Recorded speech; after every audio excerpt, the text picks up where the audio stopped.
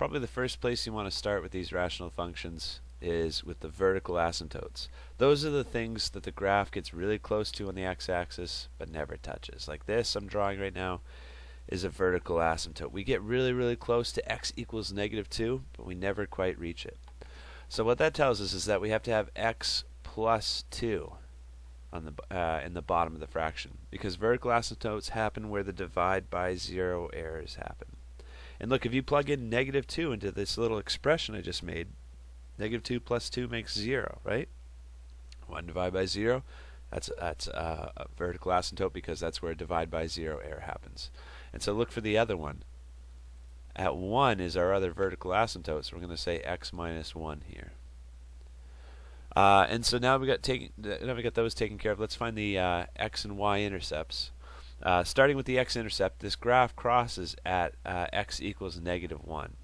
And so when you're trying to find an x-intercept, that means the y variable is equal to 0, right? Because the value for y at this point is 0. So when you find your x-intercepts, you got to plug in a 0 for y. And if you were to try to solve some sort of equation with all this stuff on the bottom, you would multiply both sides by x plus 2, x minus 1 to make these cancel out. So what really makes the x-intercept happen is the numerator of the fraction.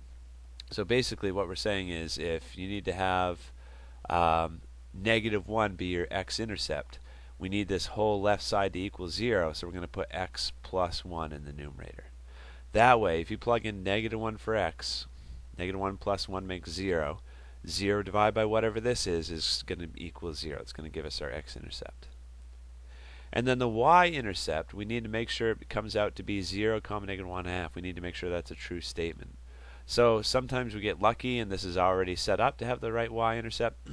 If it isn't set up, we'd want to multiply this whole left side by k and figure out what that constant k is to make that y-intercept happen. So let's do that. And now when we're trying to analyze the y-intercept, let's plug in 0 for x.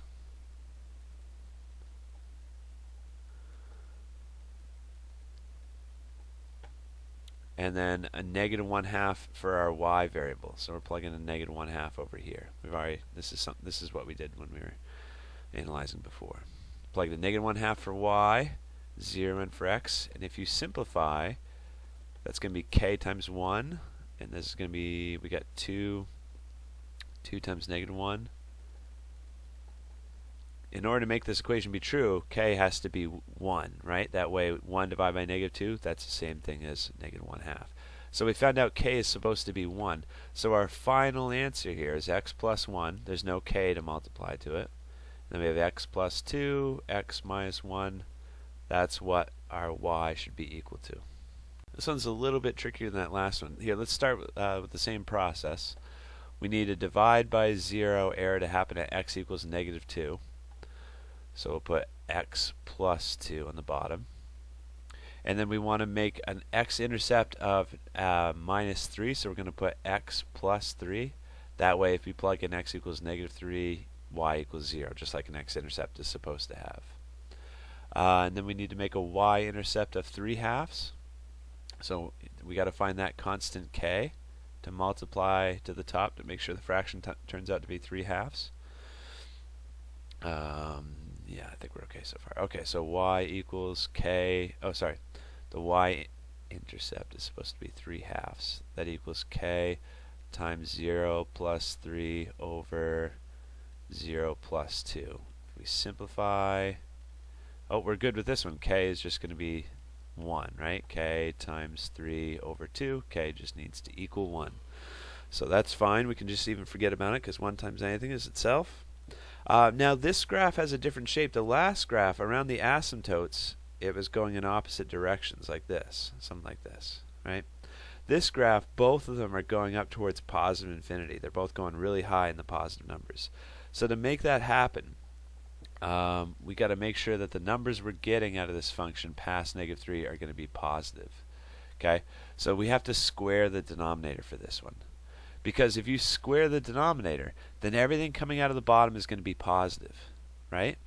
And everything up here is going to be negative if we're to the left of x equals -3, because -4, -5, that makes this whole thing equal a negative number just like it's supposed to.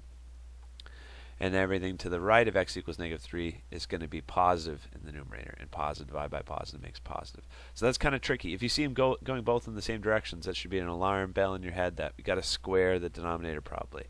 Yeah, it'll be different though if it went like this, right? Because then you need everything to be negative, like maybe this dips above, so you could multiply the whole thing by a negative sign.